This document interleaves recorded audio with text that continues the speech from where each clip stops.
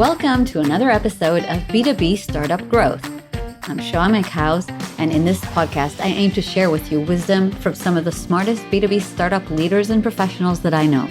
We talk about all aspects of marketing, sales, growth hacking, life hacking, and everything in between.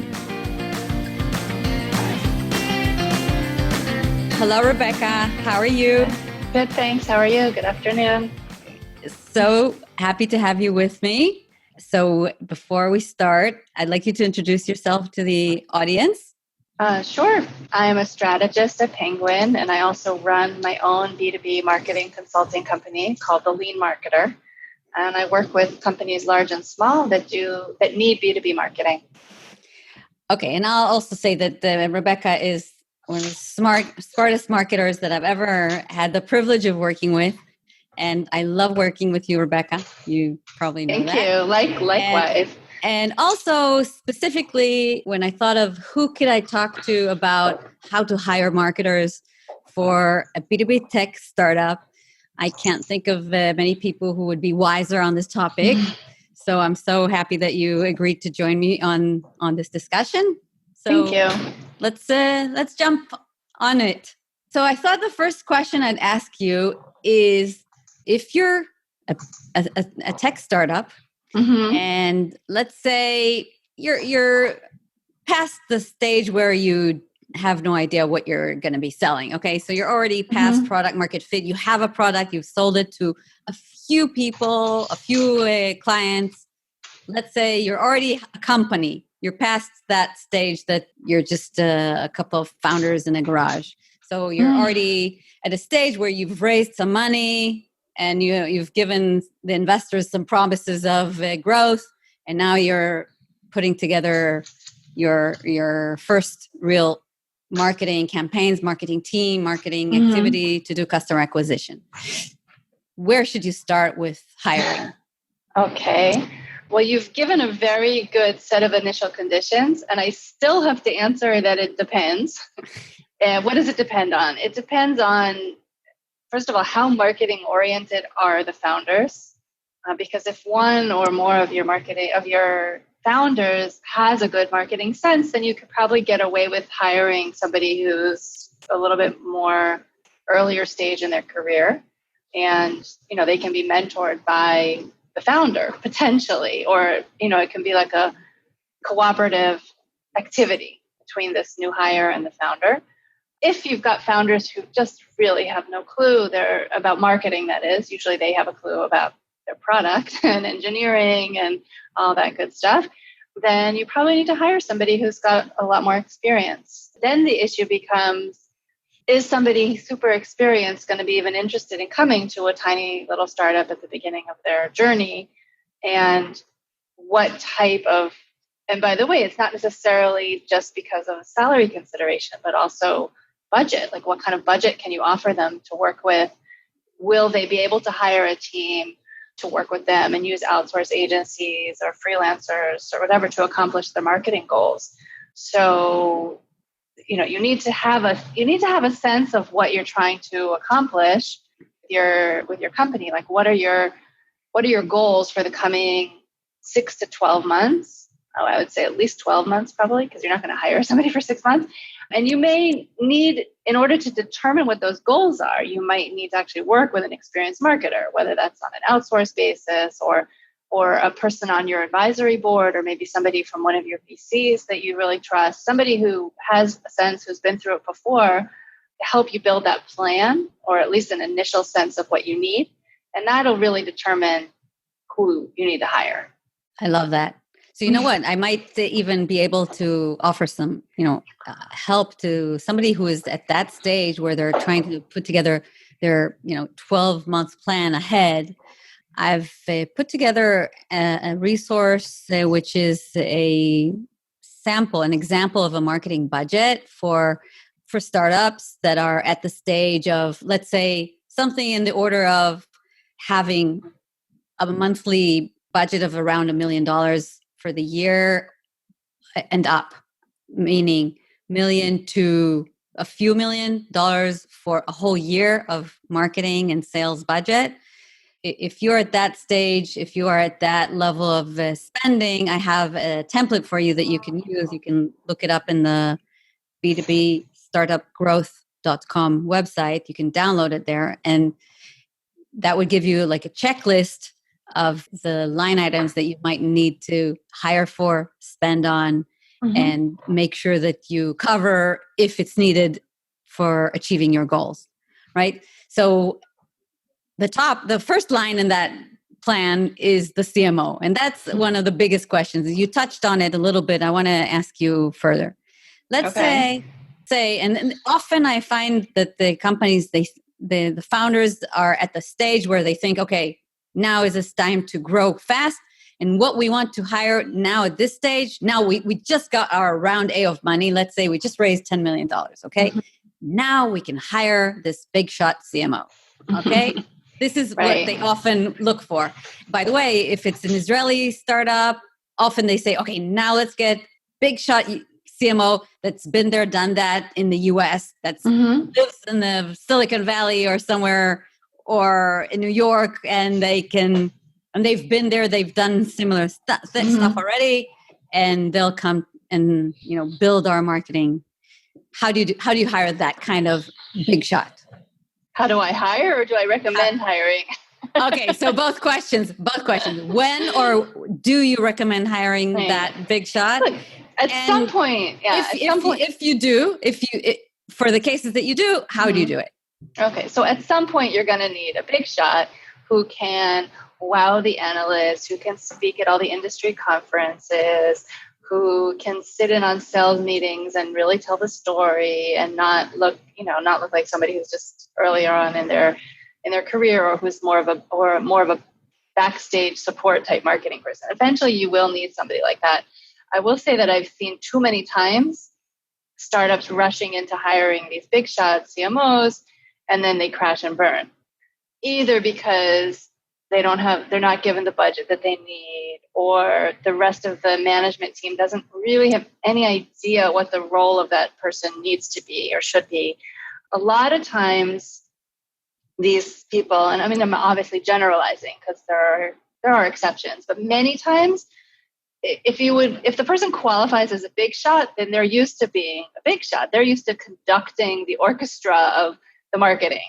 And they're not used to actually rolling up their sleeves and playing an instrument. And usually what you need at the early stage is somebody who can roll up their sleeves and do that, or at least has the understanding of what it means to roll up their sleeves so that they can properly supervise somebody or properly hire somebody who can do all of those things. Most startups at the stage that you described earlier in our conversation are not at that stage yet. But that's not to say that they don't need to hire somebody who might be at the level of a VP marketing or a CMO.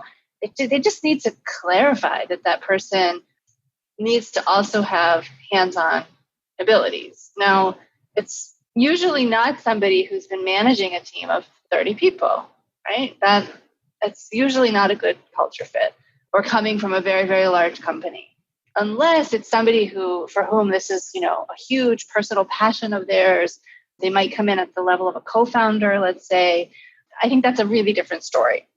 I've seen co-founders of companies that came from a marketing role, and they took on the CMO role as part of their co-founding responsibilities. And honestly, that works amazingly, because usually what you have is somebody who's more marketing and business oriented and somebody else who's more technology oriented. And then, with that combination, you can totally fly.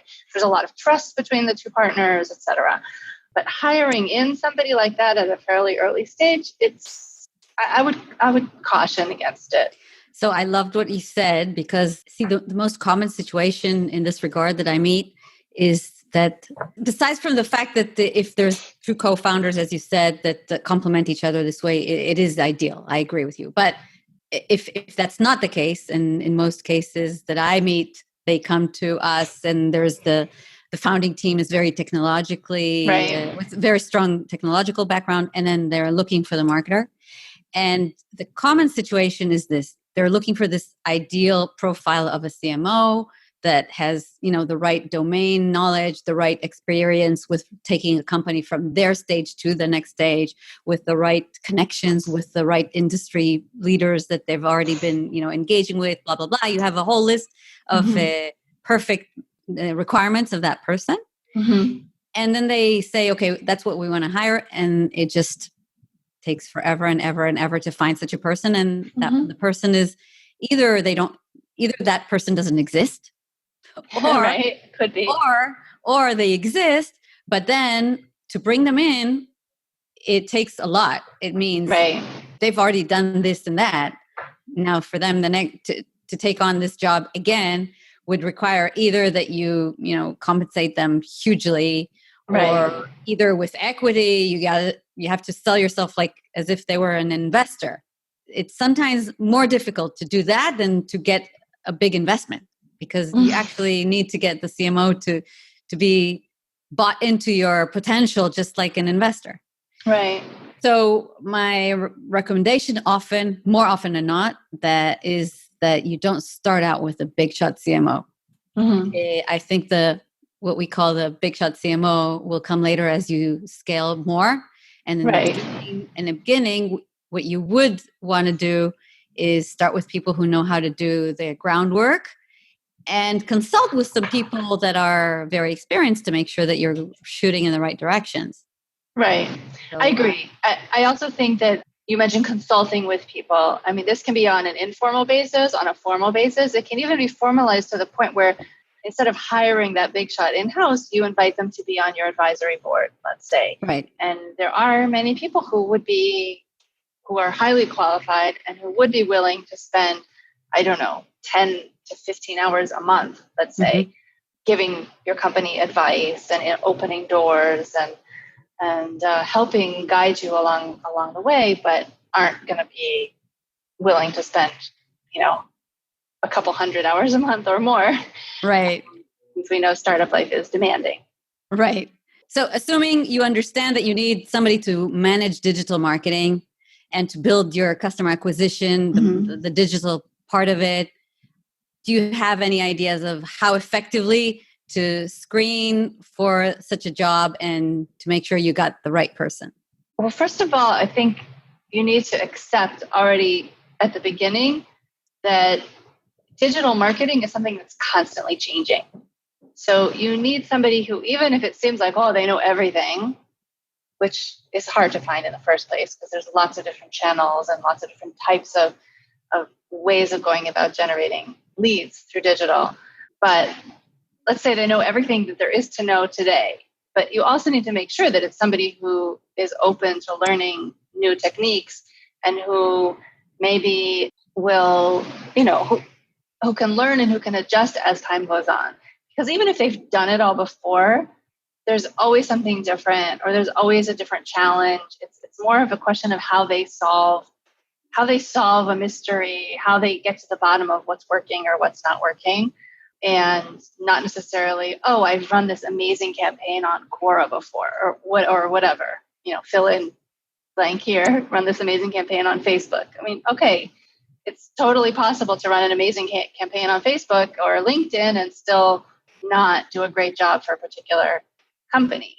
I was speaking with one company the other day, and they said they knew I'd worked with another company that was really similar to them in terms of their technology, right? They're targeting similar customers. And they said they wanted to know exactly what the first company had done because they wanted to copy it.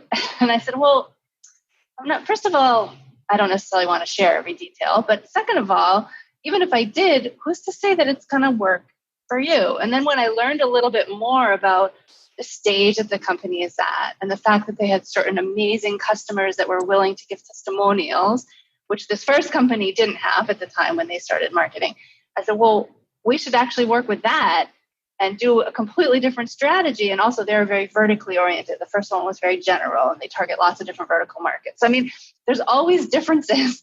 I guess to get back to your question is you need to find somebody who can really get into the heads of the customers, what they need, what's going to trigger them to click, to download something, to request a demo, etc., and who's not going to give up if the first thing they try doesn't work. Okay. And there's also a lot of different pieces to digital marketing. There's the technical aspect of actually placing the ads or doing inbound activities. There's the creative, there's the content, there's the timing, there's the budgets, managing the budgets, there's the analytics, understanding what's going on after you've run a campaign or while you're running a campaign, and then changing things while you're doing it. You need somebody who can do all of those things. Right. So I would claim that most people that I meet are not great at all of the pieces, because there's really lots of pieces. Mm-hmm. In fact, if I'm at this moment just looking through the list that I made for that budget template that you can download, and I see, for example, I listed here 13 different sort of professions that you have to have covered in order to do standard, just a standard digital marketing. Right. So some people can cover a few of them themselves, hands-on. Other people can cover, I think there are very, very few people in the world who could cover all of them well. Usually you have to choose what is most important to you. Mm-hmm. So I guess you could, if I just name the list for just, quickly, so that the listeners of the podcast don't have this in front of their eyes, other than the one that's doing the high level planning of the digital marketing. And there's somebody who's doing the product marketing. There's the sales and business development kind of activity. There is the SDR activity, which is, the reaching out, the calling of prospects that are not yet in the bottom of the funnel, like very top of the funnel kind of interaction. Of course, there's the content writing. There's the social marketing, all the posting and strategizing around how to get in front of people through the social networks, the email marketing, the design side, all the visual branding side, the copy brand side, the website development, the SEO side, the PPC, all the paid campaign management and optimization, all the PR, the media, and the public relations. So this is just to name a few of the topics, right? Just a few. Just a few. It's not all of it. So of course, I guess that when a startup is deciding who to hire, they first need to decide which of these that I mentioned are most important to them. So sometimes the founders will know that in advance, and sometimes they even will need the marketer in order to choose which is most important for them. Right? So let me ask you, so let me jump to the next step. So let's say that they looked it through the list, and the founders of the company, or even if there's already somebody on the top of marketing there, they've figured out some, go-to market, and they know that one of the fundamental pieces that they really need is really high-level content writing for themselves. From the writing, of course, they'll be producing video content and infographic content, all kinds of things, but there needs to be foundational writing. This is often a big challenge, especially companies who are selling technology that is not trivial to write about. Can you recommend how to go about hiring the talent that writes for you when you're a tech company? Sure. Having hired many, many writers in my time, I usually start by asking for samples. Sometimes I even ask for specific types of samples, like, send me a press release on a blog post or a campaign that you've written for social media, etc., depending again on what I'm looking for. And you're going to find that different writers have different areas that they're better at or worse at. So some are really great with long form content, like white papers and ebooks. Others are better at short form or medium form content, like blog posts, press releases. And others are amazing at writing the perfect headline, the perfect tweet, that kind of thing. That's really, or like micro copy, right? So, and not every writer can do every type of writing. Some people are more formal. Some people are more, kind of familiar, friendly, that kind of thing. A lot of it depends on the tone that you want to take with your company. That's usually one of the questions I ask companies when I'm helping them develop their brand and their brand language is what's the tone? Are you more friendly? Are you more formal? So I usually start with asking for samples. And then I also oftentimes will give a short test and I think the test, again, should be something along the lines of what you would need written for your company, although it's not something that you would necessarily actually use for your company because that's not ethical unless you're paying the person No, for their work. You know what? I would suggest here that we often give a test, but paid for it. We pay for it. The test is an item, and I can give you the advice that I can give you here is that when you're trying to qualify a writer, they realize that you're not sure that they would be good enough. Their writing is a good match for the company. So they would be often willing to write for a low price because you both are assuming mutual risk, right? Right. So you agree on some kind of item that's appropriate for your needs, but you're not sure that the writer will do it well enough. So you agree on a price that's kind of in the middle between them volunteering a little bit to do an effort. On the other hand, they're not working for free. So and then you give them an assignment, which is real. I find that more useful than looking at their sample work even. Yeah. Because often the challenge here is that when you get samples of work, the writer will give you samples of things that they have written, but you never know what part of the item was really originally 100% done by them, or was it really good because the subject matter expert fed them so well, gave them the structure, and all they did was just put nice words around it. So you never know which part of the writing they did. Or maybe they were brilliant in putting together content and they gave somebody else to edit it for final polish. So you don't know from the sample. Right. No, I totally agree. And by the way, sometimes it's okay to hire a writer who may not be able to polish it to the last dot, right? But they're great at telling a story, so you're willing to make that compromise and exactly know that you'll always have to have somebody edit it just to make sure there's no grammatical errors or something like that. But you know what? I actually find that more often than not, if the company's content needs to be highly technical, it's nearly impossible sometimes to find somebody who writes really beautifully, really, really well, and also is an expert on the domain, the technological domain.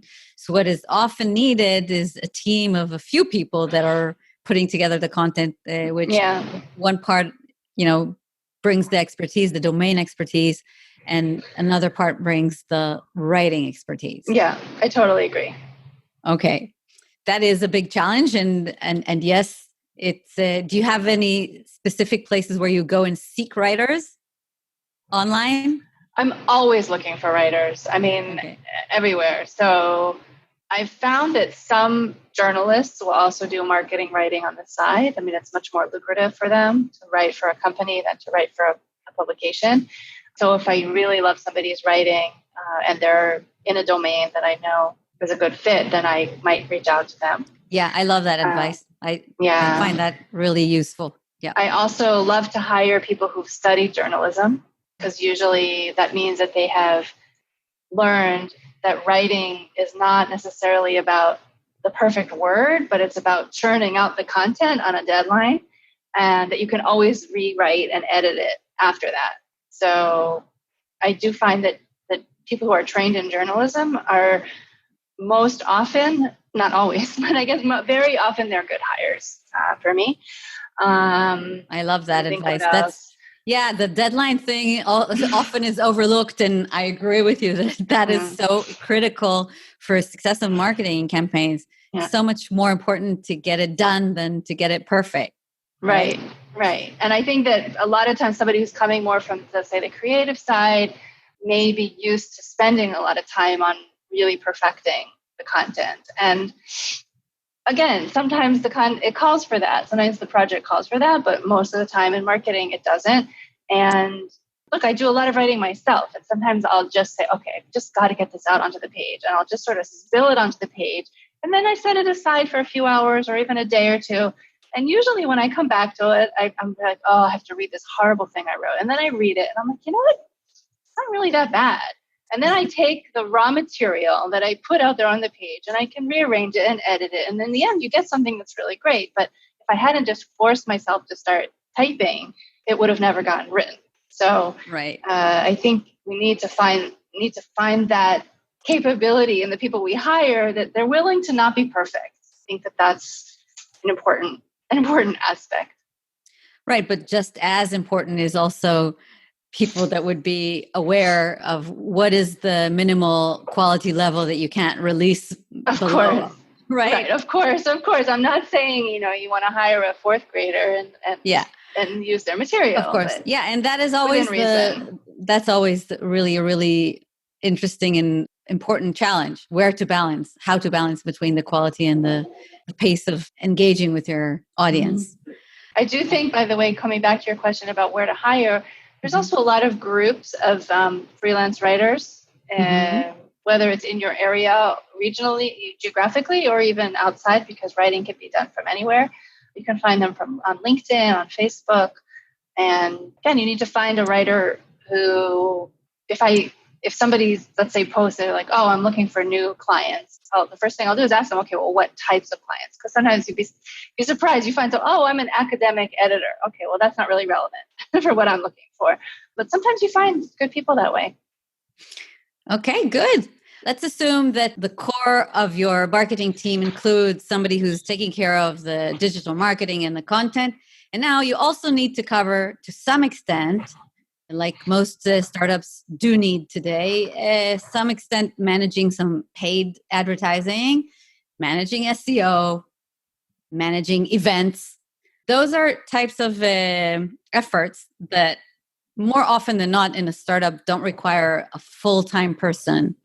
But on the other hand, those are also things that often difficult for that one marketer to cover on their own because it require very specific expertise. So tell me, from your experience, what is your recommendation to do about those, about paid campaigns, about SEO and about events? Or maybe we should separate that, SEO and paid, and then about events.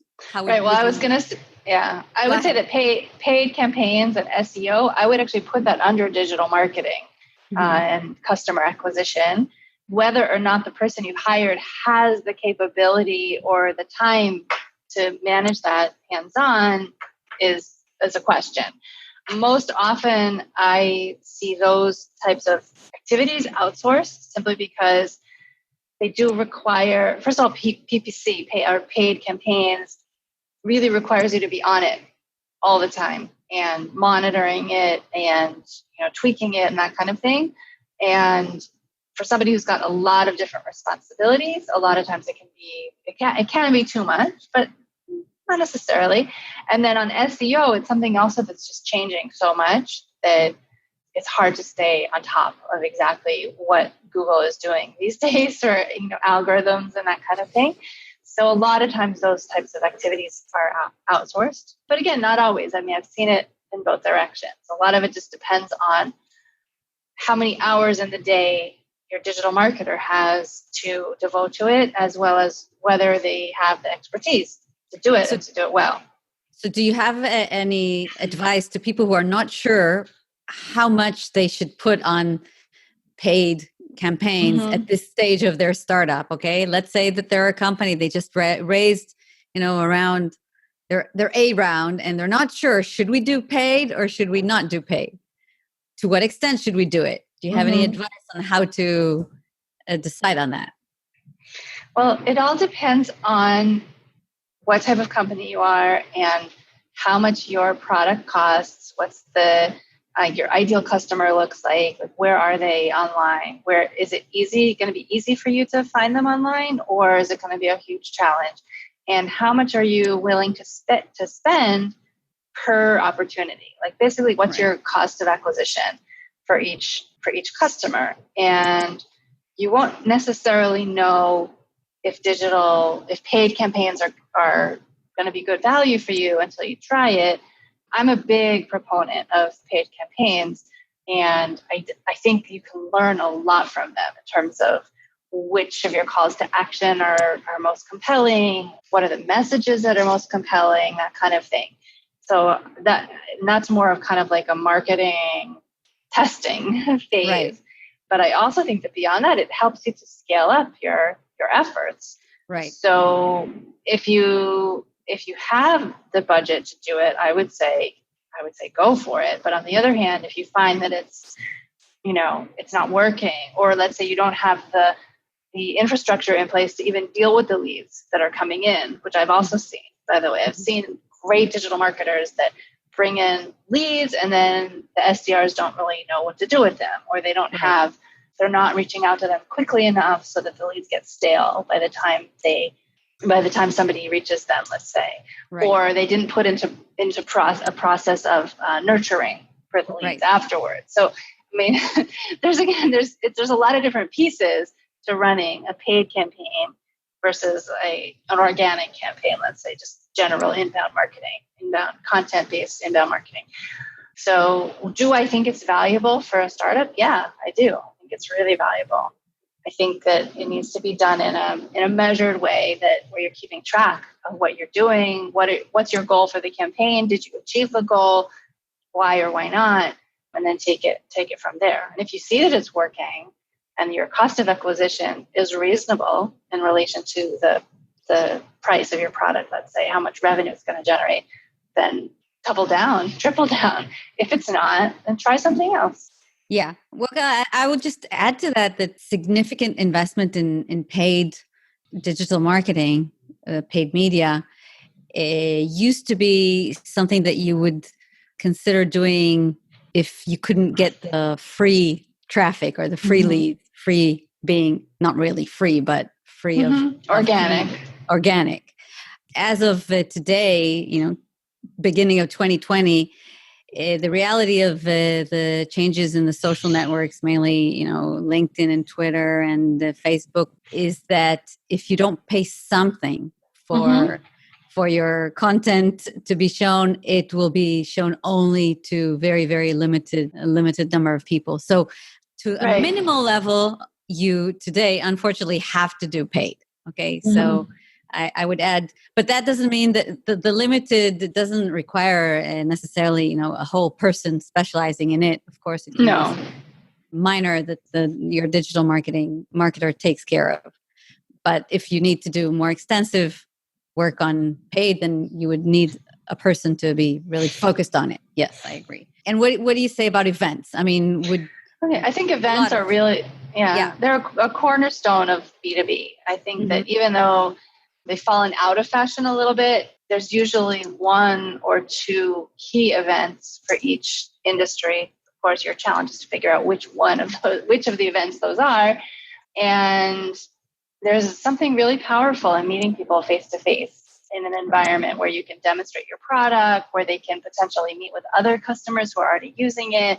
It can be much more powerful than just, a click on your website, let's say.